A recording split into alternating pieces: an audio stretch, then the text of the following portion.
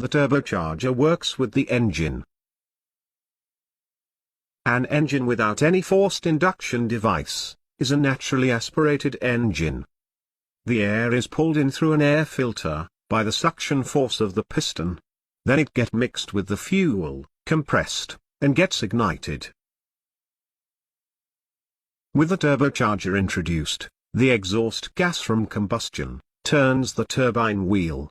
This turns the compressor wheel, and more air is compressed and fed to the engine. Let's take a closer look. The exhaust gas from the engine will push the turbine wheel, and this turns the compressor wheel, forcing more air into the engine.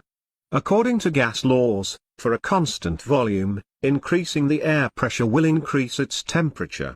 So there will be a difference in temperature after charging.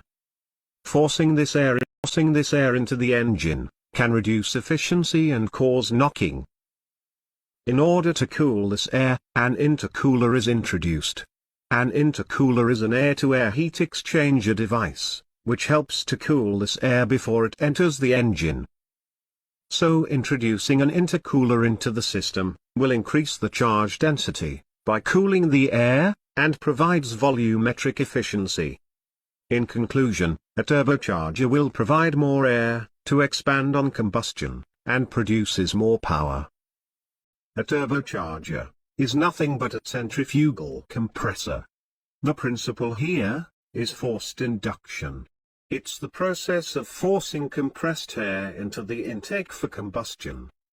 First, we will see the basic parts of a turbocharger.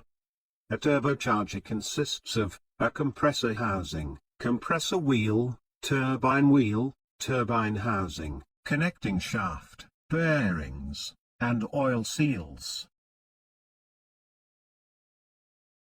The middle part held together is called a cartridge. The compressor wheel and the turbine wheel are connected with a shaft, so that turning the turbine wheel will turn the compressor wheel. A turbocharger is designed to rotate over 100,000 RPM. An oil feed line from the engine will lubricate the shaft and the bearings, providing less friction. Now, let's see how the turbocharger